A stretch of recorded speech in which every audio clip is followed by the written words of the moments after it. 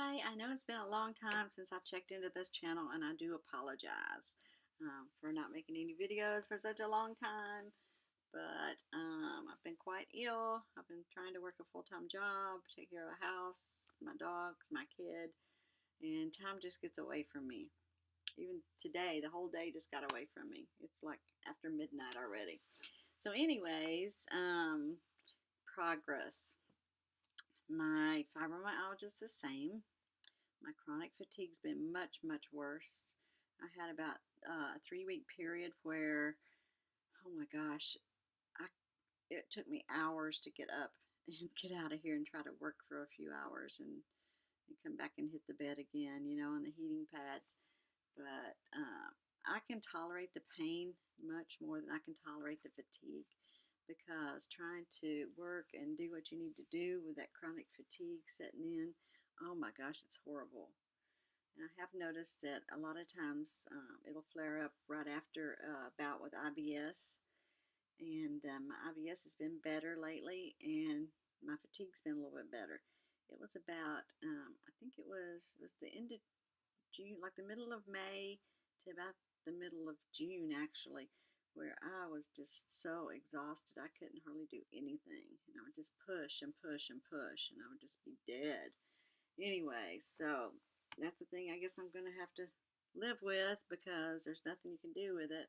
I've seen my doctor, let's see, I saw her in March and June this year so far.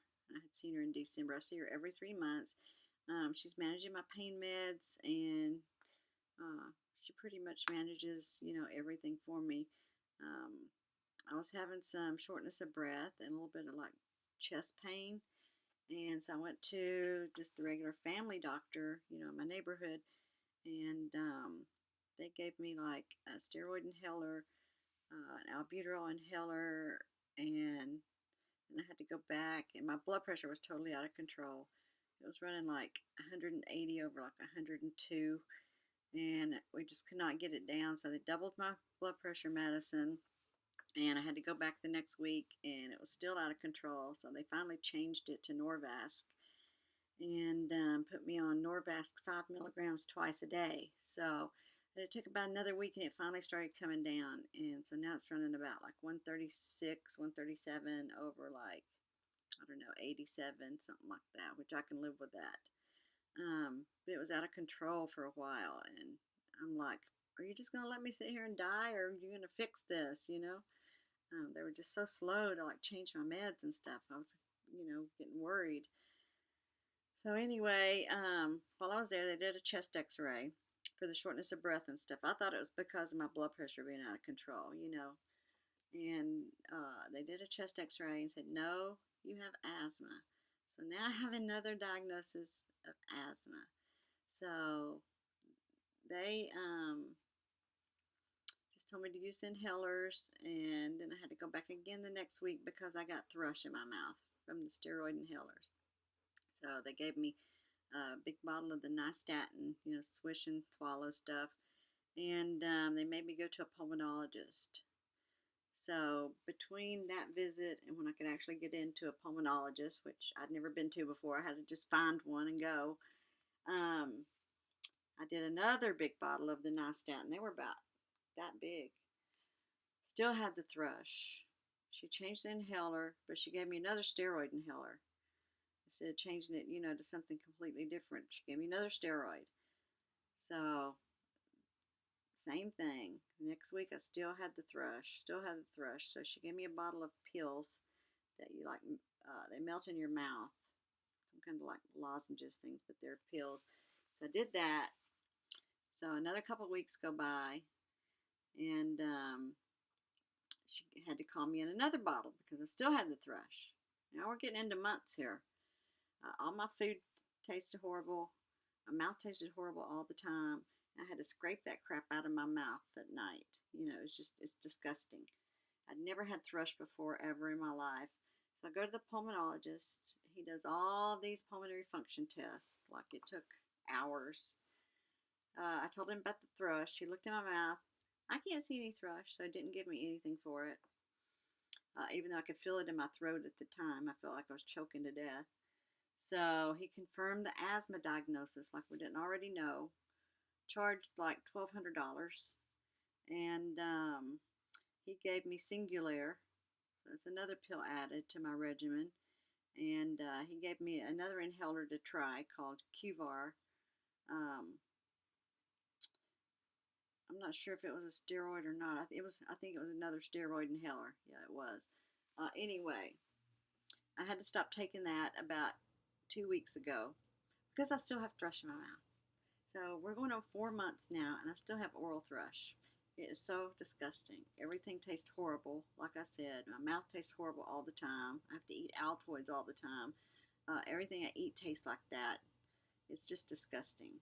So anyway, I'm supposed to call him and let him know if the QR works or not. So I'm going to call him this week and tell him. Well, I didn't notice any difference being on it or off of it.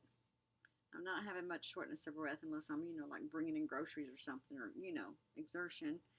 And I still have the albuterol inhaler, and I'm still on the Singulair.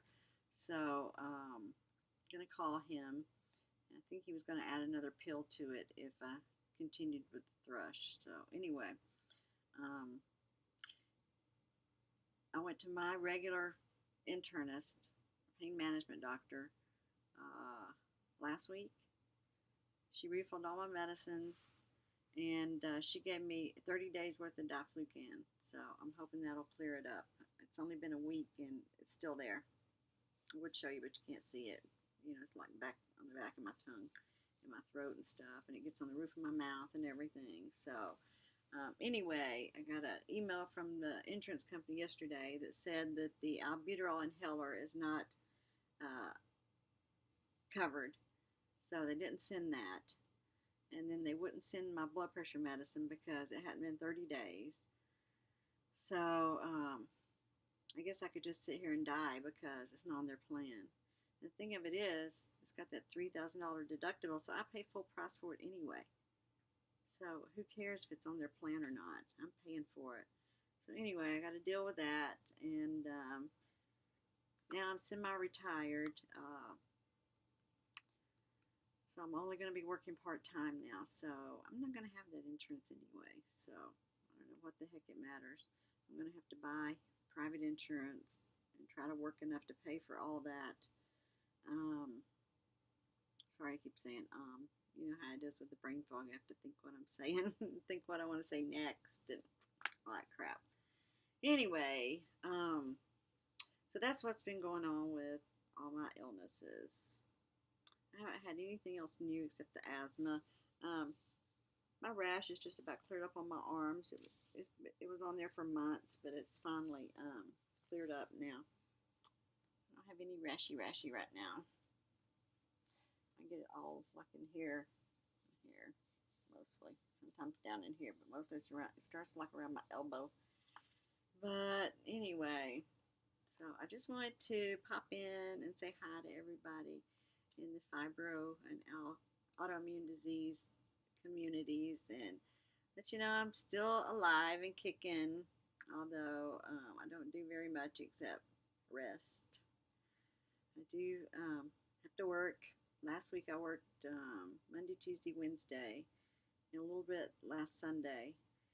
And then I didn't have any work Thursday. I took a vacation day Friday, and I'm off today. I got to work a little bit tomorrow and Sunday.